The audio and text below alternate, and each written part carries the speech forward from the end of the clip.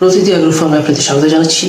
আজকে আপনাদের জানাবো অতিবৃষ্টি বা বর্ষাকাল বা বন্যার সময় মাছ চাষিদের করণীয় সম্পর্কে গুরুত্বপূর্ণ কিছু টিপস। আর এই করণীয় কাজগুলোকে আমরা 3 ভাগে ভাগ করেছি। একটি হচ্ছে বন্যা বা অতিবৃষ্টির পূর্ববর্তী সময়, বন্যা বা বৃষ্টির সময় এবং বন্যা বা অতিবৃষ্টির পরবর্তী সময়। প্রথমে আমরা জেনে নিই বন্যা বা অতিবৃষ্টির পূর্ববর্তী সময়ে মাছ চাষিদের করণীয় কাজগুলো কি। 1 নম্বর কাজ হচ্ছে আপনাদের পুকুরের চারপাশে ঘন ফাঁসের জাল দিয়ে বেষ্টনী করে রাখতে হবে। অর্থাৎ অতিবৃষ্টি বা বন্যার পানি যদি পুকুর তলিয়ে যায় বা ডুবে যায়, মাছগুলো যাতে পুকুর থেকে পাশের পুকুরে বা বাইরে চলে যেতে না পারে, এর জন্য এই জালের ব্যবস্থা করা। 2 নম্বর কাজ হচ্ছে পুকুরের পাড় উঁচু করতে হবে। পুকুরের পাড় যত উঁচু হবে, বন্যার পানি বা বৃষ্টির পানিতে পুকুরের পানির উচ্চতা যতই বৃদ্ধি পাক না কেন, এই পানিটা বাইরে যেমন যেতে পারবে না, মাছও বাইরে যেতে পারবে না। 3 নম্বর কাজ হচ্ছে পুকুরের পাড়ে অনেক সময় গর্ত থাকে, বিশেষ করে ইঁদুর বা সাপের কারণে এই গর্তগুলো হয়ে থাকে। এই গর্তগুলোকে বন্ধ করতে হবে। এই গর্তগুলো বন্ধ না করলে ওই গর্তের মাধ্যমে কিছু কিছু মাছ আরও পুনরায় গর্তটাকে বৃদ্ধি করতে করতে পার্শ্ববর্তী খালে বা পুকুরে চলে যেতে পারে। আর 4 নম্বর কাজ হচ্ছে সেই পাড়গুলোকে ঘন ফাঁস বিশিষ্ট জাল দিয়ে বেষ্টনী করে রাখতে হবে। আমরা প্রথমে বললাম পাড়ের উপরে জাল দিতে হবে, দ্বিতীয়বার বললাম যে পাড়েও জাল দিতে হবে। অর্থাৎ পাড়ে জাল দেওয়ার কারণটা হচ্ছে পাড়ে জাল দিলে আপনার পাড়টা ক্ষয় কম হবে, যার ফলে পাড়টা দীর্ঘস্থায়ী হবে। পাড় যদি দীর্ঘস্থায়ী হয় তাহলে পুকুরের পানির উচ্চতা বৃদ্ধি পেলেও পাড়ের ক্ষতি কম হবে।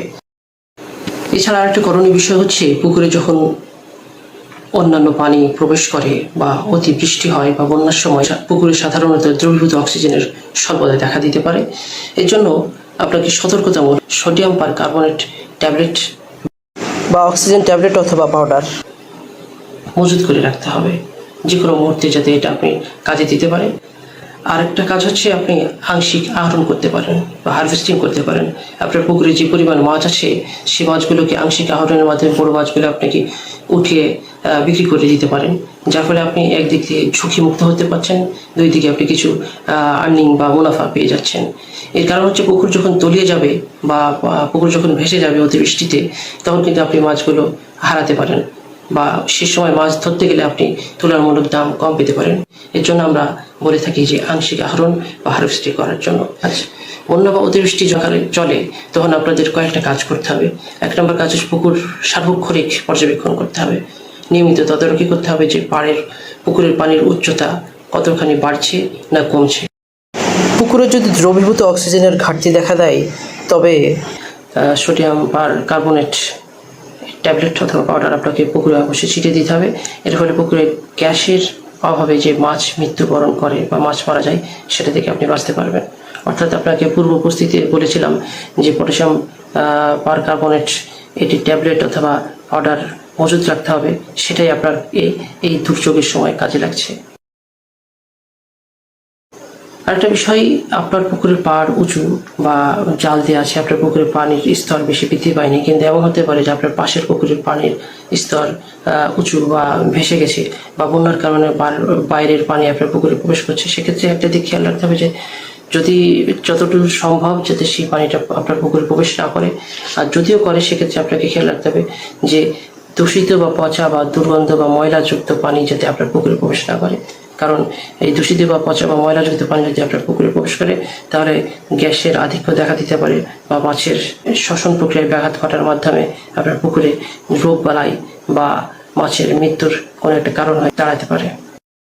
বৃষ্টির সময় পুকুরে মাছ সাধারণত খাবার কিছুটা কমিয়ে দেয় বা একেবারে বন্ধ হয়ে যায়। সেক্ষেত্রে আমরা খাবার প্রয়োগ না করতে পরামর্শ দিই, কারণ এই সময় যদি আপনি খাবার প্রয়োগ করেন, আগে যে হারে করতেন সেই পরিমাণে যদি খাবার প্রয়োগ করেন, তাহলে যদি সেই খাবারগুলো মাছ না খায়, তাহলে খাবারগুলো পচে গ্যাসীয় বস্তুর উপস্থিতি তৈরি হতে পারে। এর জন্য আমরা খাবারটা বন্ধ রাখতে বলি। প্রয়োজন হলে আহরণ করা, অর্থাৎ যদি বন্যা বা অতিবৃষ্টিতে আপনার পুকুরের অবস্থা ভেসে যাওয়ার মতো পর্যায়ে যায়, তাহলে আপনাকে আহরণ করতে হবে। এ কারণে বলছি, কারণ মাছগুলো যদি ভেসে অন্য পুকুরে চলে যায় তাহলে আপনি কিন্তু এই মাছগুলো পাবেন না। এজন্য সতর্কতামূলকভাবে আপনাকে সার্বক্ষণিক পর্যবেক্ষণ এবং খেয়াল রাখার পাশাপাশি প্রয়োজন বোধে আহরণ করতে হবে। এবং বাজারে মাছের বা দাম যেটাই থাক না কেন, আপনাকে আগে মাছ বিক্রি করে আপনার মুনাফা পকেটে ভরতে হবে। পুকুরের অতিরিক্ত পানি অগভীর নলকূপ বা শ্যালো মেশিন দিয়ে বের করে দিতে হবে। এর ফলে আপনি কিছুটা দুশ্চিন্তামুক্ত থাকতে পারবেন। পরবর্তী কার্যক্রম, অর্থাৎ বন্যা বা ভারী বৃষ্টি পরবর্তী কী কাজগুলো করলে আপনার মাছ চাষের আরও ফলাফল বৃদ্ধি পেতে পারে, সেটা হচ্ছে 1 নম্বর, আপনি যে পাড়গুলো মেরামত করেছিলেন সেগুলো যদি কোনো ক্ষয়ক্ষতি হয়ে থাকে তাহলে সেগুলো পুনরায় সংস্কার করে নিতে হবে, যাতে পরবর্তীতে বৃষ্টিপাত বা বন্যা হলে আপনি পুনরায় যাতে আঘাতপ্রাপ্ত না হন বা তলিয়ে যাওয়ার সম্ভাবনা না থাকে। 2 নম্বর, যে জালগুলো আপনি বেষ্টনী করেছিলেন সেই জালগুলো দেখে আবার পুনরায় ঠিক করে নিতে হবে, কারণ সেই জালগুলো যদি আপনি ঠিক না রাখেন তাহলে আবার যে কোনো সময়, আবহাওয়ার কথা তো বলা যেতে পারে না, যে কোনো সময় বৃষ্টি হতে পারে বা বন্যার পানি যে কোনো সময় এসে আপনার পুকুরে ঢুকে যেতে পারে। এই জন্য সার্বিক খেয়াল রাখতে হবে। পুকুরে বলেছিলাম যে বৃষ্টির কারণে বা বন্যার কারণে যদি বাইরের ময়লা দুর্গন্ধযুক্ত পানি ঢুকে তাহলে আপনাকে তাৎক্ষণিক পুকুরের পানি পরিষ্কার করতে হবে। এই পুকুরের পানি পরিষ্কারের জন্য আপনি ফিটকারি ব্যবহার করতে পারেন। বৃষ্টির পরে বা বাইরের পানি ঢোকার পরে অনেক সময় পিএইচের তারতম্য ঘটতে পারে পুকুরের পানির। এর জন্য পুকুরের পানির পিএইচ পরীক্ষা করতে হবে। আমরা বলে থাকি যে পুকুরের পানির আদর্শ মান, পিএইচের মান হচ্ছে 7.5 থেকে 8.5। এর বাইরে বা যদি যায় তাহলে পুকুরের মাছের চাষের জন্য একটু সমস্যা দেখা দেয়। পিএইচের মান যদি নিচের দিকে চলে আসে তাহলে আপনাকে চুন দিতে হবে, এবং সেটা পাথরে চুন দিলে তাড়াতাড়ি আপনি পিএইচের মান বাড়াতে পারবেন। আর যদি পিএইচের মান উপরে চলে যায়, 8.5-এর উপরে হয়ে যায়, বেশি চলে যায়, তাহলে আপনি তেঁতুলের ডাল জায়গায় জায়গায় কেটে পুঁতে দিলে আপনার পিএইচেরটা স্বাভাবিক পর্যায়ে চলে আসবে। এই পরবর্তী কাজটি হচ্ছে যে কি, আপনার পুকুরের যে অতিরিক্ত পানি যেটা ঢুকেছিল, যার ফলে পুকুরের পানির উচ্চতা যদি বৃদ্ধি পায়, তাহলে আপনাকে শ্যালো মেশিন বা অন্য কোনো পুকুরের পানিটা বের করে দিয়ে সঠিক অবস্থায় নিয়ে আসতে হবে। অর্থাৎ আপনি এমন একটা পর্যায়ে নিয়ে আসবেন যাতে 1 দিন বা 2 দিন বৃষ্টি হলে পুকুরটা যাতে ভেসে না যায়। এই জন্য পানিটা যতটুকু কমানো যায় কমিয়ে নিয়ে আসবেন। একেবারে কমানোর কথা বলছি না, তাহলে মাছ যদি অধিক মজুত করা হয় তাহলে পানি কমানোর ফলে সমস্যা দেখা দিতে পারে। পর্যাপ্ত পরিমাণ পানি খাওয়াবেন, যাতে বৃষ্টি হোক বা বন্যা হোক মানে সহনীয় অবস্থায় থাকে। যে বৃষ্টি বা বন্যার সময় খাবার মজুত করা যাবে না।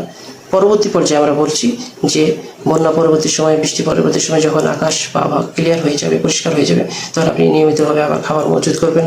নিয়মিতভাবে খাবার বন্ধ করে যদি 20 দিন গ্যাপ থাকে, তাহলে নতুনভাবে খাবার প্রয়োগের ক্ষেত্রে এই একেবারে প্রথম দিকে বেশি খাবার দেওয়া যাবে না, কারণ মাঝখানে অভুক্ত থাকার কারণে তার নেশাটাই কিছু খাবার গ্রহণের কিছু ব্যাঘাত ঘটায়, সে কম খাবে। এর জন্য আস্তে আস্তে খাবারটার পরিমাণ বৃদ্ধি করতে হবে। এর পরবর্তী পর্যায়ে হচ্ছে আপনি চুন দেওয়ার পরে আপনি সার দিবেন। 7 দিন পরে, চুন দেওয়ার 7 দিন পরে আপনি সার প্রয়োগ করবেন। তবে ইউরিয়া সার আমরা প্রয়োগ করার ক্ষেত্রে নিষেধ করি। যদি প্রয়োগ করতে হয় তাহলে অল্প পরিমাণে ইউরিয়া প্রয়োগ করলেন। আর মজুত করা, কারণ আমরা পরবর্তী এই সংকটকালীন পূর্ববর্তী কাজে বলেছিলাম যে আংশিক আহরণ, সংকটকালীন কাজে বলেছিলাম যে আহরণ করা। আপনি যদি আহরণ করে থাকেন তাহলে আপনার পুকুরের মাছের মজুত ঘাটতি দেখা দিতে পারে। এর জন্য পুকুরে পুনরায় মজুত করতে হবে। সেক্ষেত্রে আপনারা যারা বড় মাছ চাষ করেন তারা বড় মাছ মজুত করলেন, বা যারা পোনা মাছ চাষ করেন তারা পোনা মাছ মজুত করলেন। এই ছিল আমাদের বন্যাকালীন বা ভারী বৃষ্টিকালীন বা দুর্যোগকালীন পুকুরের ব্যবস্থাপনা। আপনারা যদি গ্যাপ বা গুড অ্যাকুয়াকালচার প্র্যাকটিস বা উত্তম মৎস্য চাষ ফলো করতে চান, অনুসরণ করে মাছ চাষ করেন, তাহলে আপনারা যেমন একদিকে লাভবান হবেন, অন্যদিকে পুষ্টিকর, স্বাস্থ্যকর ও নিরাপদ মাছ আপনারা নিজে খাবেন এবং দেশ ও জাতিকে উপহার দিতে পারবেন। এই ছিল আমাদের আজকের টিপস বা আয়োজন। পরবর্তীতে কোনো সমস্যা বা সমাধান নিয়ে আমরা আবার আপনাদের সামনে হাজির হব। সে পর্যন্ত সবাই ভালো থাকেন, সুস্থ থাকেন, আর প্রতিটি এগ্রো ফার্ম চ্যানেলের সাথে থাকেন। ধন্যবাদ।